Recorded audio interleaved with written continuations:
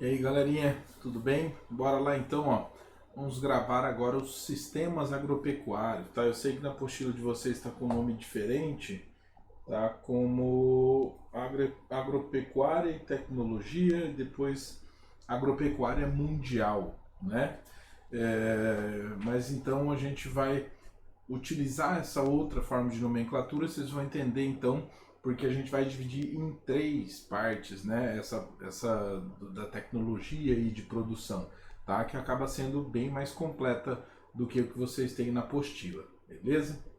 Estou indignado porque eu gravei essa aula já inteira, só que eu tinha esquecido de desligar o meu fone, que está com o microfone com problema, por isso saiu aula muda. Nossa, que raiva. Enfim, senhores, bora lá então, ó. O espaço rural. O espaço rural você precisa entendê-lo como parte essencial da evolução do homem na Terra, né? Ou seja, antes do homem dominar a agricultura, ele tinha uma outra forma de vida e principalmente no passar do tempo e da nossa evolução, você acaba vendo que a agricultura e o espaço rural em si, ele influencia em diversos pontos, né? Por exemplo, quando a gente tem a primeira revolução industrial, que é um grande salto para a humanidade, para a urbanização, né, a criação da industrialização, um dos pontos, um dos fatores limitantes acaba sendo a agricultura, que vai precisar sofrer uma evolução. Lembre-se da teoria malthusiana, beleza? Mas é lógico que ocorre então essa evolução e isso é deixado para trás. Atualmente, até o próprio problema de abastecimento, né, a questão alimentar do mundo todo, a gente vai ter o campo então sempre influenciando. Questões bestas, como por exemplo, nossa, por que o nosso arroz está tão caro? Exatamente o comércio, né, das commodities então no mundo todo, beleza? Primeiro teminha então nosso aqui vai ser a diferenciação entre a agricultura extensiva e a agricultura intensiva. Né? A agricultura ela sofre atualmente uma pequena mudança, né? Que depois que eu comentar os dois a gente vai entender melhor. Mas a agricultura extensiva, a grosso modo, vai ser feita então em uma grande propriedade, né? Quase que sempre monocultora. O número de trabalhadores vai ser pequeno, vai ser reduzido e o investimento então em tecnologia vai ser baixo, beleza? A tendência é que essas terras elas sempre sejam longe dos grandes centros urbanos, né? E portanto o preço, o valor da terra vai ser baixo, beleza? Ou seja, por isso que o cara já tem uma grande propriedade e ele investe pouco em tecnologia porque o tamanho dela vai acabar compensando, né? A gente tem imagens ali, né, antes, uma imagem bastante típica da criação de gado, né, em fazendas como Mato Grosso do Sul, Goiás, né? Então, latifúndios mesmo, beleza? E daí, em contrapartida, a gente tem a agricultura que é intensiva, né? A agricultura intensiva, como o próprio nome diz, a produção vai ser intensa. Enquanto a agricultura extensiva vai ter como sua principal característica o tamanho, né, muito grande, a agricultura intensiva ela vai ser intensa principalmente porque o seu tamanho vai ser reduzido, beleza? Nessa imagem aí a gente vê a imagem de um confinamento, né, uma imagem que é muito típica, por exemplo, do estado de São Paulo. Então, como as pessoas vão ter pequenas propriedades ou menores propriedades, o que elas vão fazer? Elas vão investir mais dinheiro então na sua propriedade para conseguir ganhar mais, beleza? Então a agricultura intensiva eu tenho pequenas propriedades, eu tenho alto investimento, né, alto uso de tecnologias, nós vamos ter um grande número de trabalhadores relacionados, porque se você tem lá uma mega fazenda, você coloca umas 5 pessoas para olharem ela, né? Vai lá ver o gado só ali de boa. Agora, se você tem um confinamento desse aí, ó, é impossível, né? É muito gado, ele está muito próximo, você precisa da ração, você precisa fazer a ração, né? Precisa ter também água sendo oferecida aí constantemente. Além disso, você vai ter agrônomo relacionado, você vai ter veterinário, né? Então o número de trabalhadores envolvidos é bastante grande, mas é lógico que o retorno então vai acabar compensando. As propriedades que possuem agricultura intensiva, a tendência delas é que elas estejam próximas aos grandes centros urbanos, né? Por isso o valor da terra acaba sendo elevado, né? A gente tem outros casos também de confinamentos, né? De frangos, de suínos, né? Ou seja, todos eles também obedecendo a mesma ideia, né? Um grande investimento, né? Em uma área mais concentrada, beleza? E daí o que eu ia falar para vocês é o seguinte: quando nós analisamos um país como o Brasil, a agricultura do Brasil, você acaba vendo o seguinte, né? Eu tenho grandes fazendas que, por exemplo, produzem soja, sei lá, em Mato Grosso, Goiás, que na verdade a gente está passando, estamos transitando entre agricultura extensiva e intensiva ao mesmo tempo. Porque o cara tem lá uma mega fazenda, mas ele investe pesado também na sua produção.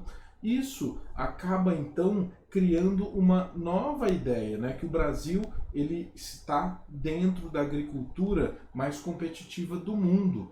Portanto, o retorno é tão elevado que o cara consegue investir então muito em tecnologia. E o que acaba então aumentando a sua produção.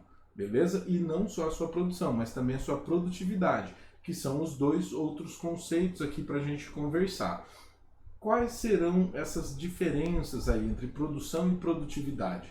Produção é o quanto você produziu. Então, tipo assim, o Brasil produziu mais milho esse ano. Quer dizer que quando eu comparo a quantidade total com o ano passado, desse ano é maior. Agora, se eu falar que o Brasil aumentou a sua produtividade, você vai ter já uma relação bem mais clara com o tamanho da área que foi utilizada para produzir. Então, quando eu falo que o Brasil aumentou sua produtividade, quer dizer que na mesma área do ano passado, o Brasil vai conseguir produzir mais esse ano. Ou seja, os investimentos em tecnologias, em novas técnicas surtiram efeitos, né? E acabaram então aumentando a eficiência da produção.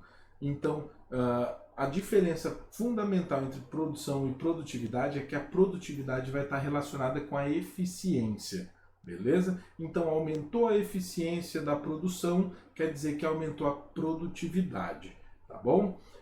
E daí a gente vai dividir, como eu já havia dito, em 3 agrossistemas, né? O agrossistema tradicional, o moderno e o alternativo. Então, o agrossistema tradicional, ele vai ter como principal característica o não uso de tecnologia, né? Por alguns motivos. Ou porque ele ocorreu no passado, ou porque a sua produção não vale a pena o investimento em tecnologia. Que na verdade a mão de obra vai ser tão barata que eu não preciso investir em tecnologia para substituir o homem, né? O agrossistema moderno, ele vai utilizar as tecnologias, na verdade ele vai até criar essas tecnologias, né, e aplicá-las na produção. E o agrossistema alternativo. O agrossistema alternativo ele evita o uso de tecnologia, evita o uso de transgênicos, de agrotóxicos. É o orgânico. Exatamente, é o orgânico. Beleza? Então, ó, isso aqui é só uma imagem para nosso cérebro dar uma acalmada, né? Mas continuemos. Vamos então para o primeiro agrossistema tradicional, que é o agrossistema de plantation. O que vem a ser o plantation? O plantation é um tipo de plantio, de produção, que é muito característico do período colonial do Brasil, né? Eu tinha então grandes propriedades, né, grandes fazendas aí produzindo cana, né, exclusivamente, com um grande número de trabalhadores. Eu coloquei aí, ó, entre parênteses, né, escravos. Por quê? Porque nós temos hoje ainda plantations, né, efetivas em alguns países. Isso não quer dizer que eles usam escravos, né? Eles recebem muito pouco, é praticamente um trabalho escravo, mas não são considerados porque são pagos para isso, né? Então, aqui no Brasil, sim, ocorreu e ocorreu com o uso de escravos, né? E o plantation, se você for parar para dar uma analisadinha rápida, é só você observar ali suas características, ó, grande propriedade, monocultora e voltada para o mercado externo. É como se você pegasse o agronegócio e tirasse a tecnologia dele. Ou então, se eu pegar o plantation e jogar a tecnologia nele, ele vira o agronegócio hoje. Aqui no Brasil, inclusive até com as mesmas famílias, né? Então, exatamente o que vai ocorrer? O plantation, aqui no nosso caso, ele foi o sistema utilizado antigamente, mas nós temos uma evolução e tudo mais, então ele deixa de ser utilizado. Alguns países não conseguiram passar por essa evolução, né? Se eu não me engano, essa imagem é do Equador. Ela parece ser antiga, mas ela não é, ela só foi retirada, tirada em preto e branco, né? Então você bem pode ver aí, ó, as pessoas trabalhando ainda, né, modo braçal, transportando com cavalo, né? Por quê? Porque o salário é tão baixo que o cara, para que ele vai comprar um trator ou coisa do tipo, né? Nem precisa, deixa quieto isso aí. Então, logicamente que essa mão de obra vai ser bastante barata, né? E essa produção é toda voltada para o mercado externo, beleza? Deixa eu só ver se a última imagem é essa. Ah, não. Isso aqui, ó, é também um tipo de plantation, não essa moça, né? Eu coloquei ela porque a primeira vez que eu vi eu assustei. Mas isso aqui ocorre também no... Opa, deixa eu só voltar aqui. No Sudeste Asiático, né? Com a produção de café e chá, ainda o mesmo sistema de plantations, né? Coloquei também, ó, América Central com banana. Bum! Mais uma vez só. Agricultura itinerante. A agricultura itinerante, ela vai ser típica de regiões tribais, né? Principalmente então regiões com poucas pessoas, né? E de baixo interesse econômico. Por exemplo, regiões amazônicas, lá do meio da floresta amazônica, né? As regiões da África, né? As regiões semiáridas da África, então podem ocorrer. Beleza, como é que funciona isso? Você bem pode ver lá, ó, né, a oca dos índios, né? Os índios fazem essa agricultura itinerante. O que eles fazem? Ó? Eles estão preparando essa região aí para produção. Eles vieram aqui, ó, cortaram todas as árvores, né?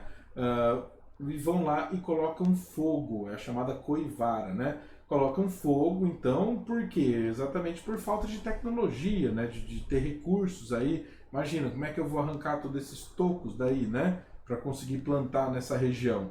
Então é a única opção que eles têm. Mas notem que é um fogo controlado, tá? É um fogo, então, localizado, né? Não é igual o que está acontecendo hoje no Pantanal, né? Então, qual que é a lógica aqui? A ideia é simples assim, ó.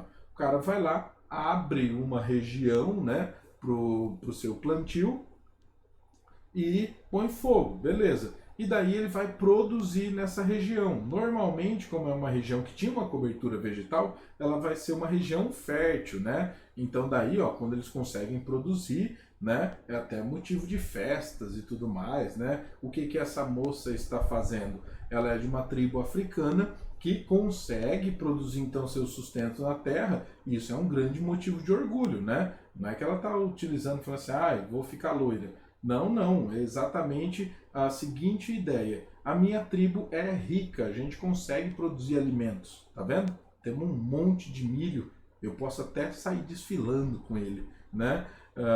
É basicamente essa a demonstração. E daí, o sistema é simples assim, ó, eu venho aqui, limpo essa região, vou produzir aqui uns 5 anos até o solo estagnar, e aí eu abro uma nova região para plantio. Beleza, vou lá, faço a coivara, né? E beleza. Fico aqui mais uns 5 anos, a terra perdeu a fertilidade, eu venho aqui para outra região, abro outra região. Daí mais uns 5 anos, tá?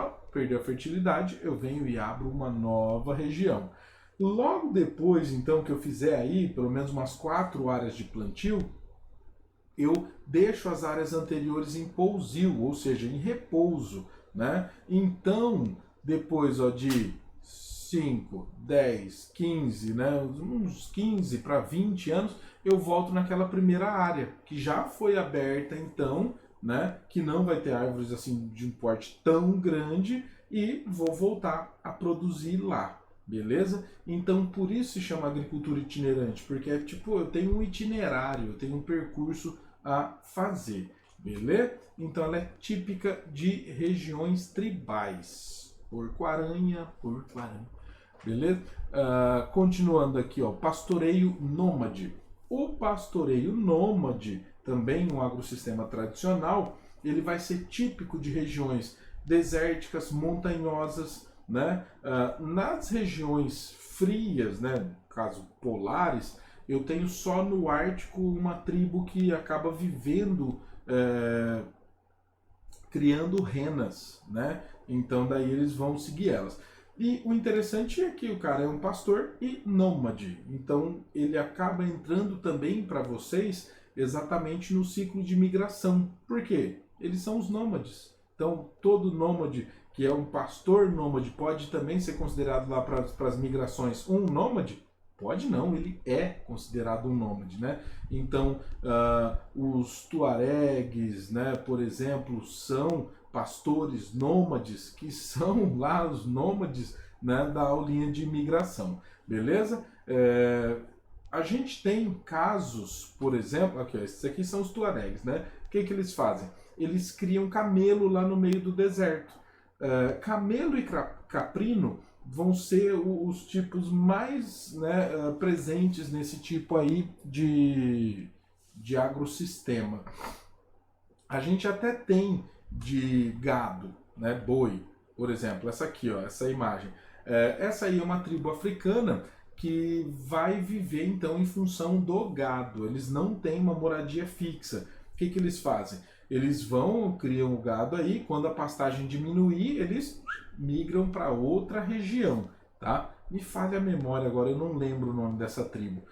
Mas enfim, eles vivem 100% do gado, né? Inclusive quando eles vão matar, tipo assim, eles separam o sangue do gado, misturam com leite, fazem um bagulho lá, tomam. Deve ser tenebroso, né? Eu falo que deve ser tenebroso porque eu já vi um documentário que a mulher experimentava. Ela não tentou nem descrever o gosto, só para você ter a noção. Até porque o leite já estava guardado, né? Já estava separado. Quantas geladeiras você acha que tem numa tribo dessa? Nenhuma. Mas enfim, então eles vão viver cuidando do gado. E logicamente que eles vão então não ter uma residência fixa, beleza? Aqui, ó, são os tuaregues de novo, né? Que é exatamente uma demonstração muito simples do que eles ficam fazendo. Eles criam camelo, né? Então, eles vão tomar leite de camelo, vão comer carne de camelo, as roupas deles, os couros e tudo mais é de camelo, né? Essa tribo aí, ó, até tem uma boa tecnologia, né? Que são esses potes aí para armazenar água. Porque em diversos casos eles fazem tipo uma bolsa com o couro do camelo, né? E às vezes até com o intestino do camelo e guardam água lá. Só de imaginar dá quase calafrio. Então eles vão viver exatamente buscando água e pastagem. Duas coisas que você sabe que é bem difícil se encontrar no deserto. Por isso, esses caras vão precisar ter um conhecimento climático, territorial, né? Ou seja, geográfico, como dizem a grosso modo, muito intenso. Muito intenso. Por quê? Porque se eles não conhecerem muito bem a região que eles moram, eles podem acabar morrendo, né? E daí a gente parte para os dois últimos, que é a agricultura de jardinagem e a agricultura mediterrânea. Esses dois aparecem bastante no vestibular, tá? Mas bastante. Eles aparecem mais que os outros, tá? Então, ó, nossa, você só conta isso agora, né? Então, na verdade, a agricultura de jardinagem vai ser a agricultura produzida no Sudeste Asiático, né? Para que você que não sabe onde é o Sudeste Asiático, né? Mais ou menos por aí, né? Ela então é tipicamente feita com rizicultura, né? Tipo assim, você pode ter meio que raro até algum outro tipo de produção. Eu coloquei, por exemplo, aí numa imagem uma agricultura de jardinagem com chá, né? Mas enfim, o que vem a ser então essa rizicultura ou agricultura de jardinagem com rizicultura, né? Que é a combinação perfeita. É o Sudeste Asiático com produção de arroz, né? Rizicultura, com uma mão de obra abundante, né? Então, ó, essa imagem aí para mim, ela é um clássico, né?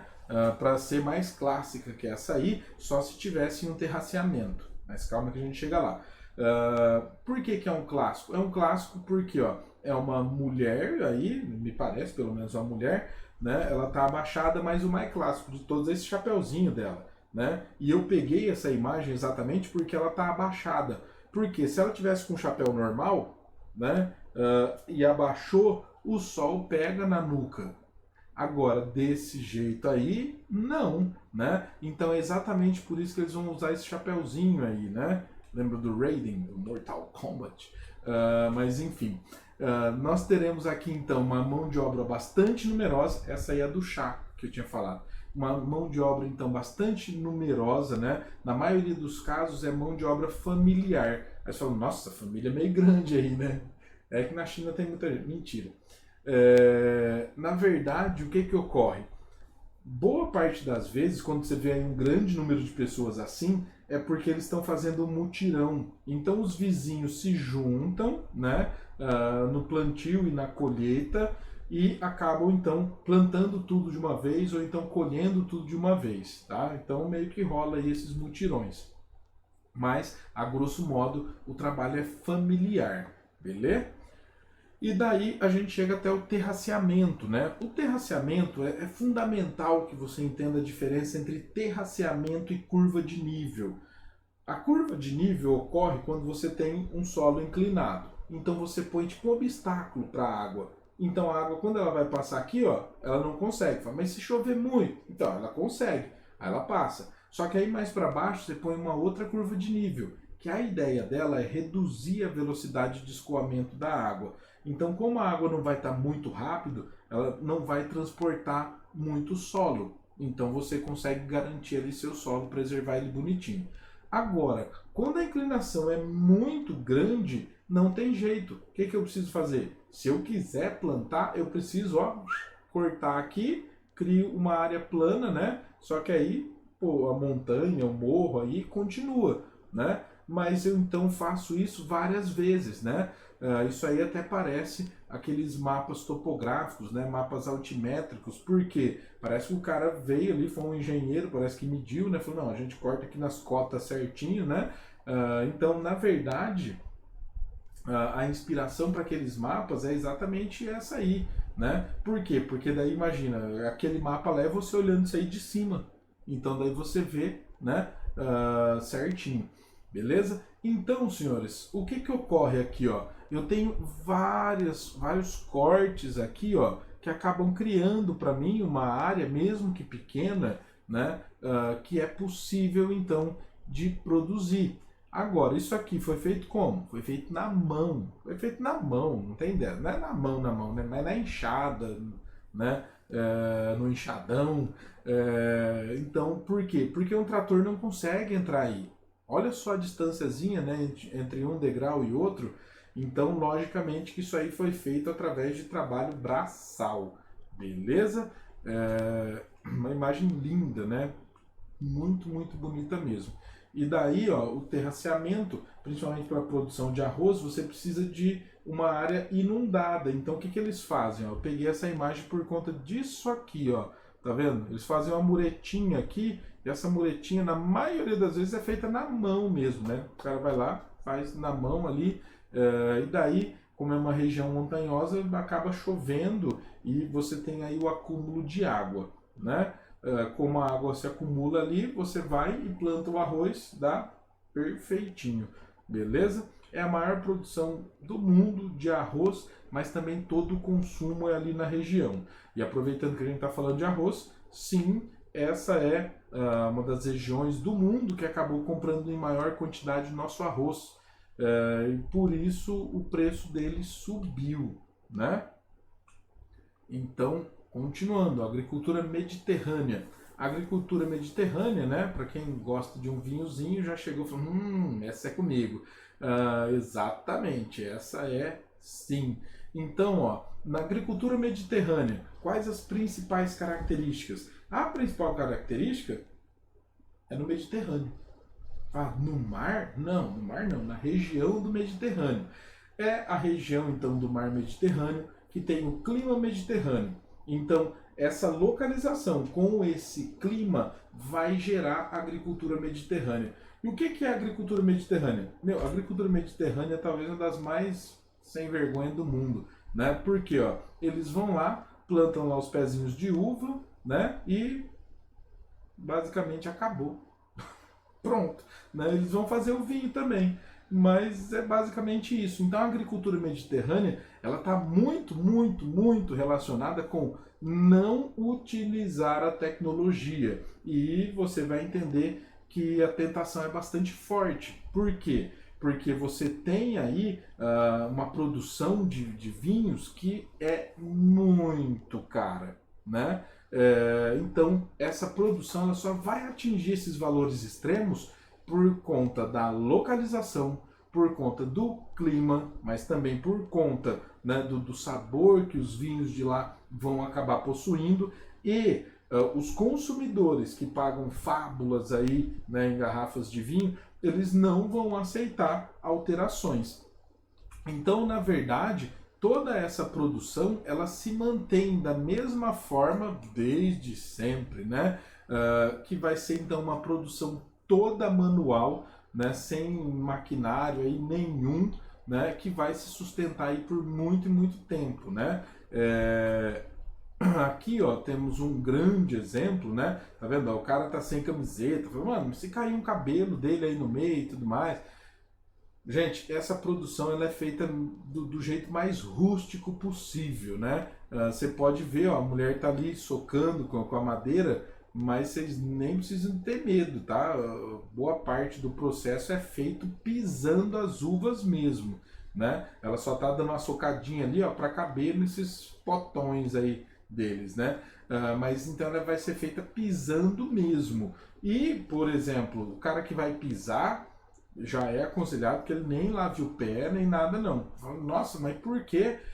É porque já fizeram estudos e viram que um pouquinho de terra dessa região aí é uma das coisas que influencia no gosto, né, do vinho. Então, logicamente que vai conter? Vai conter, mas se você for tomar um vinho desse, você não vai sentir, nossa senhora, esse aqui ó, foi daquele cara lá, ó, porque esse chulé não, não é isso, né? O vinho vai passar por um grande período aí, né, de maturação que vai acabar trazendo essas características aí para ele, né? E simplesmente você acaba vendo que essa localização geográfica específica e esses cuidados vão render, vão valer a pena, principalmente quando você vê um preço de um vinho desse, ó, na Americanas, ó.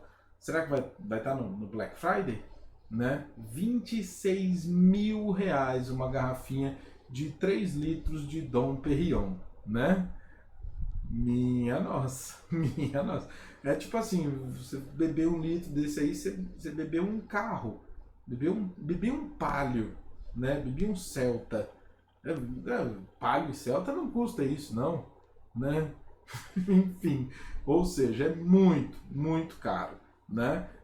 Por isso esse agrosistema aí vai ser o que mais vai tentar lutar contra a modernização, né? Porque você já pensou se você constrói um monte de estufa e tudo mais e consegue ampliar essa produção?